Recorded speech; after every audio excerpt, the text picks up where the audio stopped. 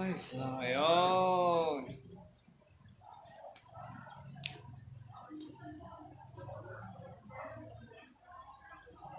Hai cái bó sen này đây.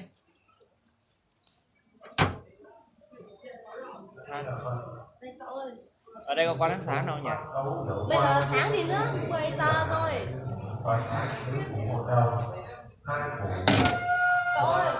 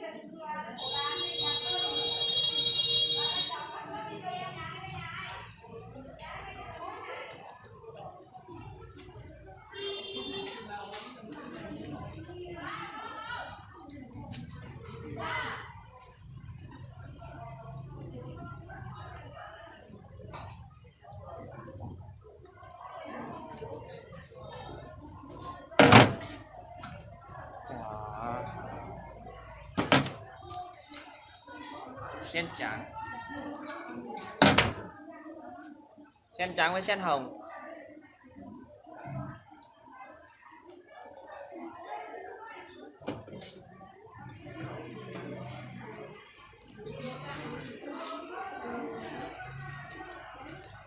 Cắm hoa ngủ hết cả người ở đây.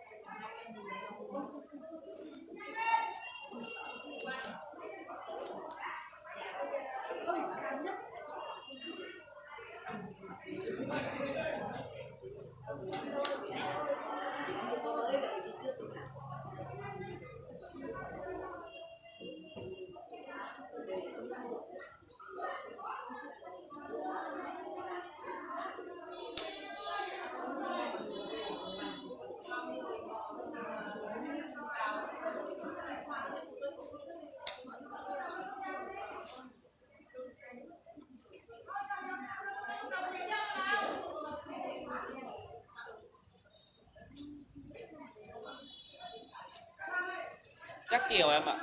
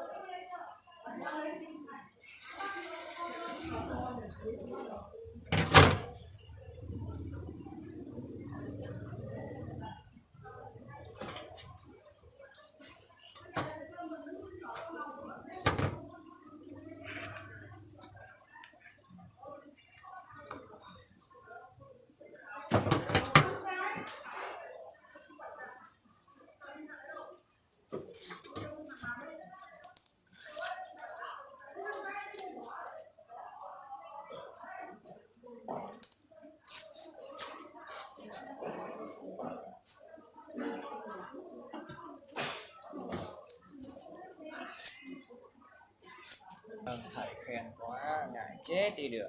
Nhất đấy. Thôi không Em dám đi đâu. chợ sớm mua hoàng. Dạ vâng. Lúc nào? Dạ. Đi chợ lúc à? Vâng, chợ Lũng chợ Yến ngoài đây này. Nhà em hả? Nhà em ở Mã Thanh Hóa thôi. À. Quá gì? Đi đường 10 ra đấy tiện. Ở Thanh Hóa không mấy người ra? Một người. Một. 3-4 người. Một. Có một người thôi. 3-4 người. À còn mấy đứa em kia là nó cũng ở Thanh Hóa. Nhà anh ở Thanh Hóa. Vâng.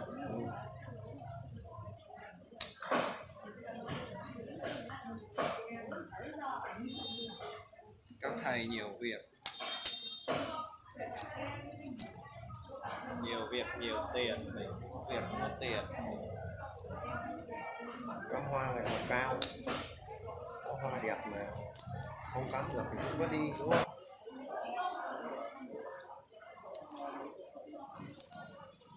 Hello, xin chào.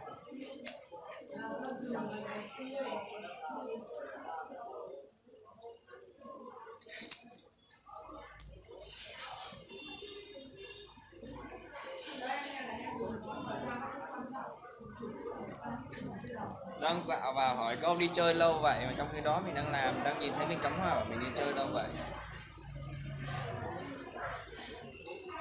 Đường mòn làng một ngày đông vui.